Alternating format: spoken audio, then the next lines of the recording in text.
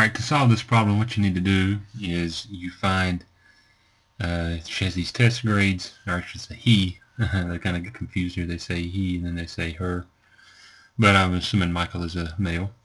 Find the weighted mean if the tests each count for 10% and the final exam counts for 60.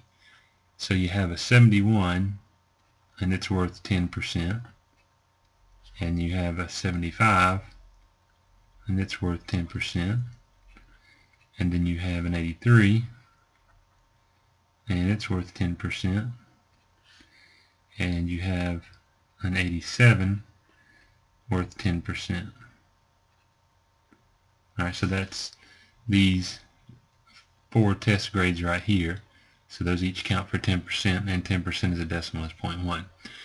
And the final exam counts for 60% of the grades, so you take the final exam score, which is right here, 81, times, and then the final counts for 60%.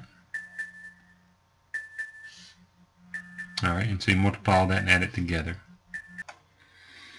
And technically we are supposed to divide all of this by the sum of those percentages. But in the case of weighted averages for for grades and stuff, this always works out to be 1 in the denominator, but technically you're supposed to divide by 0.1 plus 0.1 plus 0.1 plus 0.1 plus 0.6. But you should realize that if this is all the grades in the class, this adds up to 1, or that's 100% of all the grades, right? So when you divide by 1, it doesn't change anything. So in things with test scores, this does work out to be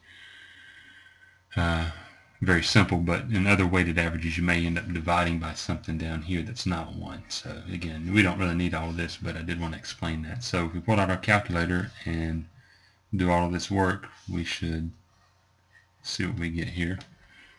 So technically dividing or multiplying by 0.1 moves the decimal left 1. So I'm going to save myself those steps.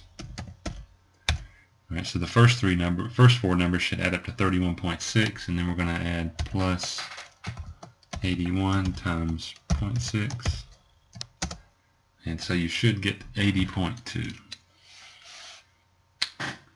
And so that will be our final answer for this question.